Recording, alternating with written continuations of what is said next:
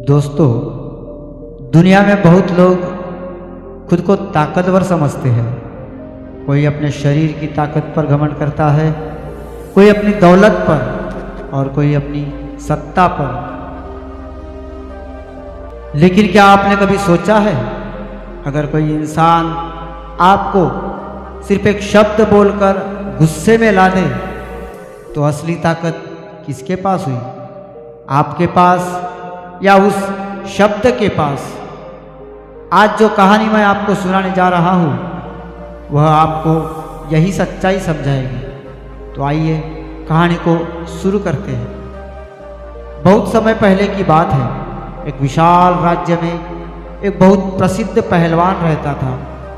उसका शरीर पत्थर की तरह कठोर था। उसकी बाहें इतनी मजबूत थी कि लोग कहते थे अगर वह किसी को पकड़ ले तो छुड़ाना नामुमकिन है। जहाँ भी कुश्ती होती वही जीतता था। एक एक करके उसने दूसरे राज्यों के नामी पहलवानों को हरा दिया। भीड़ उसका नाम चिल्लाती, विजेता विजेता विजेता। धीरे धीरे जीत उसकी आदत बन गई और आदत घमंड में बदल गई। अब उसे लगता था कि इस दुनिया में मुझसे ताकतवर कोई नहीं। एक दिन वह अपने शिष्यों के साथ बैठा था। लोग उसकी ताकत की तारीफ कर रहे थे।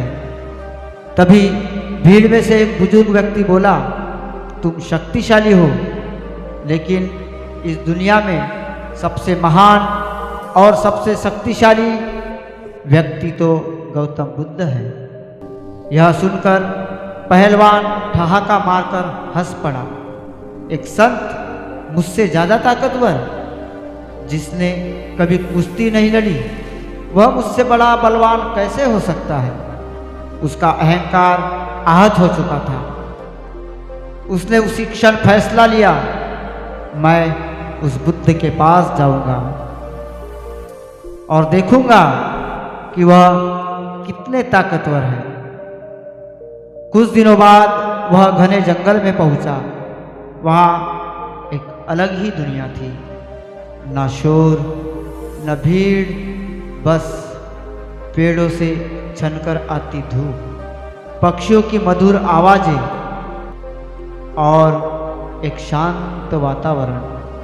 बीच में एक वृक्ष के नीचे बुद्ध बैठे थे। उनके चारों ओर शिष्य ध्यानपूर्वक उनकी बातें सुन रहे थे। उनके चेहरे पर ऐसी शांति थी जैसे समंदर की गहराई। पहलवान तेज कदमों से आगे बढ़ा। क्या आप ही बुद्ध हैं? उसने ऊंची आवाज में पूछा। बुद्ध ने उसकी आंखों में देखा और मुस्कुराते हुए बोले, हाँ पुत्र, बताओ क्या बात है?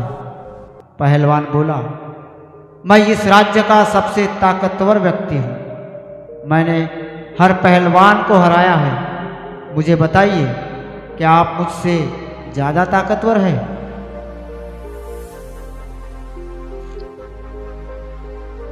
सभी शिष्य चौंक गए, लेकिन बुद्ध बिल्कुल शांत। उन्होंने कहा, तुम सच में बहुत शक्तिशाली हो सकते हो, लेकिन इस दुनिया में एक और ताकत होती है जो शरीर की ताकत से भी बड़ी होती है। पहलवान ने तिरस्कार से पूछा, वह कौन सी ताकत? उसी समय एक व्यक्ति वहां आया। वह शायद पहलवान को पहचानता था। उसने जानबूझकर उसे अपमानित करना शुरू किया। तू सिर्फ दिखावा है, तेरी ताकत बेकार है। पहलवान का चेहरा लाल हो गया। उसकी मुट्ठियां भींच गई, नसें तन गई।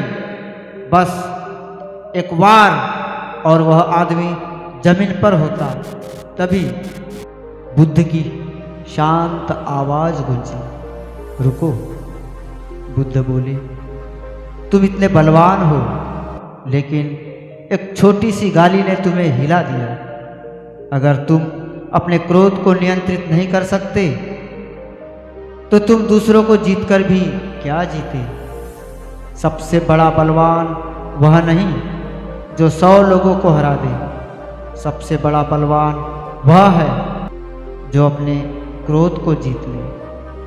पहलवान का गुस्सा धीरे धीरे पिघलने लगा। पहली बार उसने खुद को भीतर से कमज़ोर महसूस किया। वह समझ गया आज तक वह सिर्फ दूसरों से लड़ता रहा, लेकिन अपने मन से कभी नहीं लड़ा। वह बुद्ध के चरणों में झुक गया। भगवान, आज तक मैं अपनी ताकत पर घमंड करता था, लेकिन आज समझ आया असली ताकत अपने मन को जीतने में है। बुद्ध ने उसके सिर पर हाथ रखा। जिस दिन इंसान खुद पर विजय पाले, उस दिन वह सच्चा विजेता बन जाता है। उस दिन के बाद वह पहलवान बदल गया।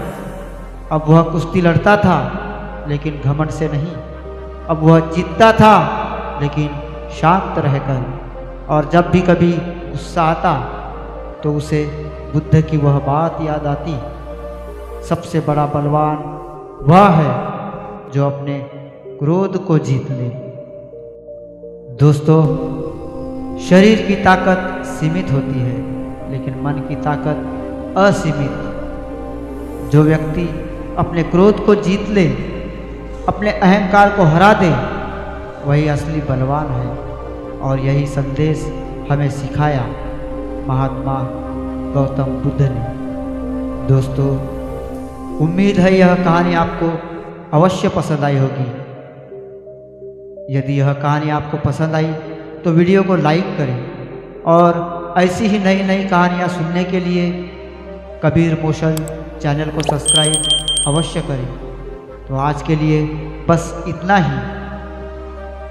फिर मिलते हैं अगली कहानी में। तब तक के लिए धन्यवाद। नमो बुद्धाय।